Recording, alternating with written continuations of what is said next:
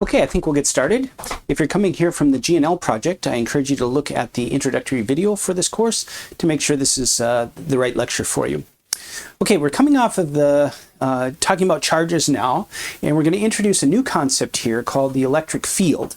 Now, in general, a field is a spatial distribution of some physical quantity. Now, the quantity can be a scalar, the quantity can be a vector, can be a tensor, a spinor. We will focus primarily on scalar fields and especially vector fields, as the electric field is a vector field. So when we talk about a field, we're talking about a good way to imagine this is by our understanding of the weather. So we have this map of the Earth or say the United States or Minnesota or something like that. And everywhere across this region of the map, we could report the temperature. Now the temperature is a scalar, and so we would have a spatial distribution of these temperatures, and that would be a scalar field. We could talk about the wind at each of these positions. The wind would have a speed and a direction, and so if we would talk about this map, this weather map, and we show all of the wind directions as vectors, then we'd be representing a vector field. Now what we would do in that field is we take a little test object like a little cotton ball or something like that, and we would plunk it into that wind field, and we would be able to see the direction that the cotton ball took, or that test object took. So we use this idea of a test object to probe that field. Okay, so that's kind of the general bit of the field. So let's talk about electric field. An electric field is a local agent that charges will respond to. But it's interesting, the charges themselves are what produce the electric field. So the charges produce an electric field that the charges then respond to. So you can imagine this is very, very complicated, but it cleans up in two ways. One is like what we've starting to see now. We see a lot of things that are that obey superposition. So fields obey superposition as well. So if we have a collection of charges, the way they alter the space to create a field adds together in a superposition type of way from a vector perspective. The other thing is this idea of this test object. So of course, if we had a group of charges and then we add another charge, that's going to change that whole distribution. So what we do is we use the concept of a chest charge as not a real physical charge, but it's a on paper, or in our heads object that we can stick into the system and say, if there were a positive charge here, what kind of force would it feel due to that field? Okay, so while it appears at first blush that it's going to be very, very complicated, it actually is very, very helpful, this concept of a field. So let's say we have a distribution of charges. These are the real charges, the black here. And at any point in space, we said, so we can choose a point here and then ask ourselves, what is the net result of the force, Coulomb forces, from what is the net result of the field, we're not at forces yet, from having these charges there. So right, they alter the space around it to create the field. Okay, how do we get that to a force? Well, we plunk in a test charge. So I'm going to stick a test charge somewhere in here, and the force will respond to that field, test charge will respond to that field with a given, because it feels a given force. That force will be in alignment with the field. The test charge is usually taken to be positive. So if that's the case, the force vector will be exactly in line with the field vector. So we could turn this whole field this electric field into a force field if we imagine at every point in space there's a test charge. And then we would see the vector field will look exactly the same, except it would be measuring a force that the test charge would feel. So effectively, the electric field, although it is not is not force. It's force divided by charge. It's not force. It is very much related to the force. Okay, let's look at the vector field for some special cases. Point charge is going to be very important, and it really can serve as the building block, because any collection of charges can be made up of point charges, and then the vector field is just the vector superposition of all those point charges. So we've got this point charge here. If we represent the field, right, at different spots, if we're close to the charge, we're going to have a very strong field. If we're a long ways away from the charge, we'll have a very smaller field. So the length of the vectors here are representing that field, the strength of the field, and then the direction of the field. So if we think of a point charge in 3D space, then it's completely spherically symmetric, so same in all directions.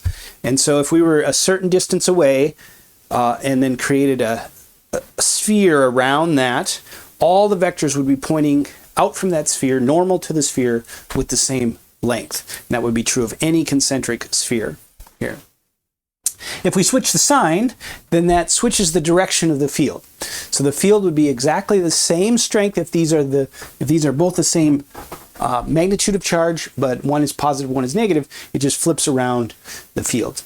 If we were to place a test charge in here, if this is a test charge, then that would feel a force in that direction, directed outward.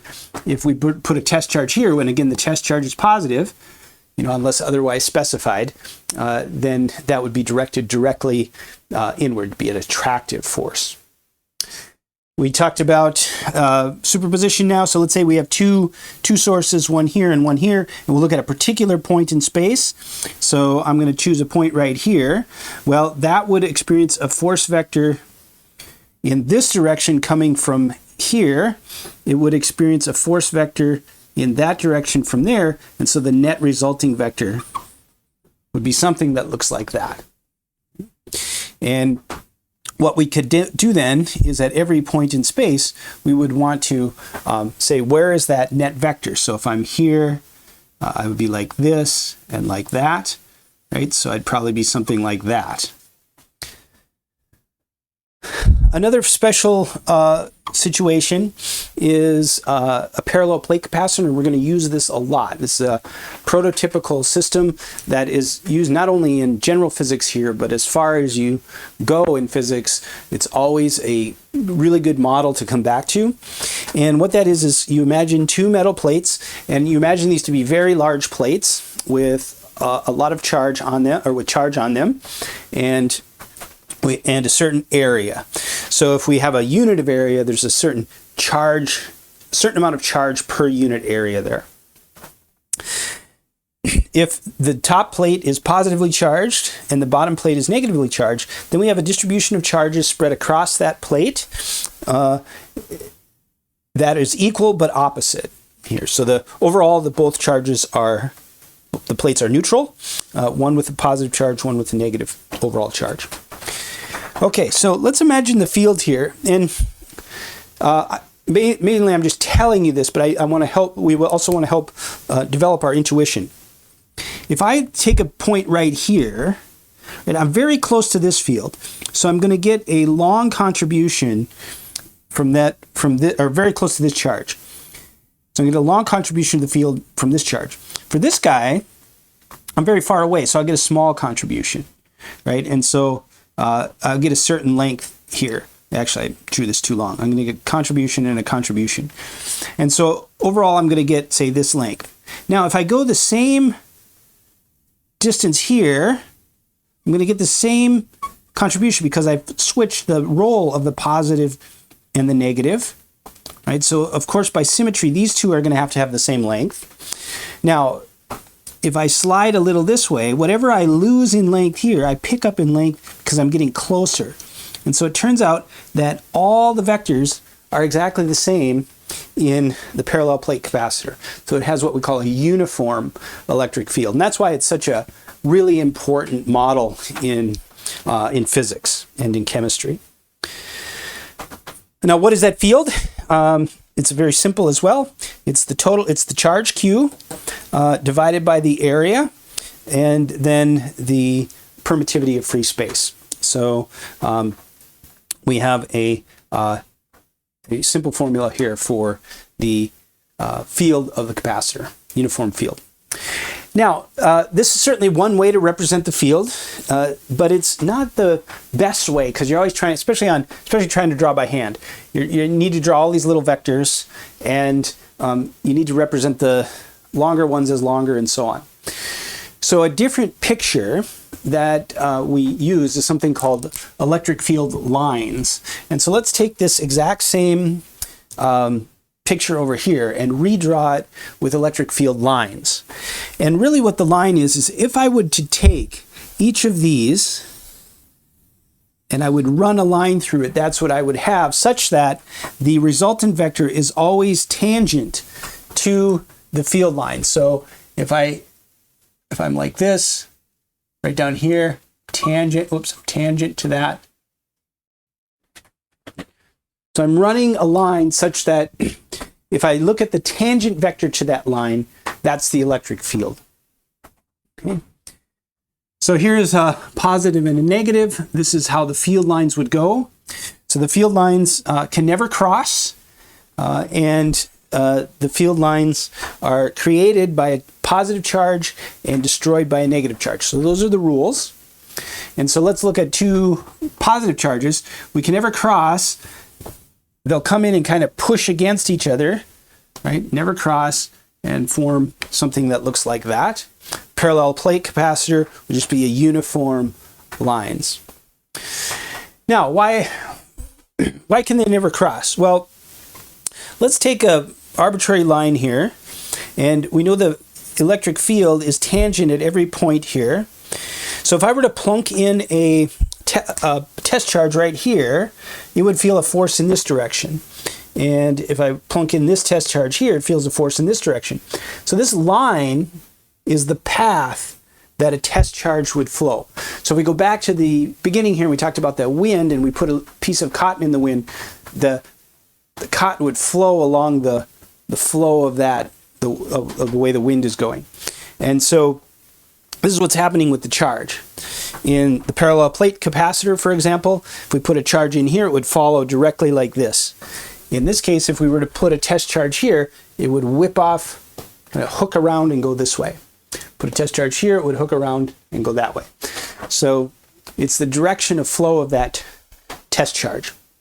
So what if it were to cross? Well, it wouldn't know which path to take, right? There's only one path that the charge can take. So that's a way to think about why the fields can never cross. Okay, so this is an important concept, this idea of the field. We're going to develop more thoroughly. Right now, you just want to get a feel for it. And the main thing you want to pull out of today is being able to draw pictures with field lines, and then also this idea of the specialness of the parallel plate capacitor. And then, like I say, you don't need to feel super comfortable with the field yet. We're going to continue to develop that as we go and see more clearly its connection to force and ultimately to voltage and potential energy. So there's a long story to come yet, but this is the first introduction to the electric field.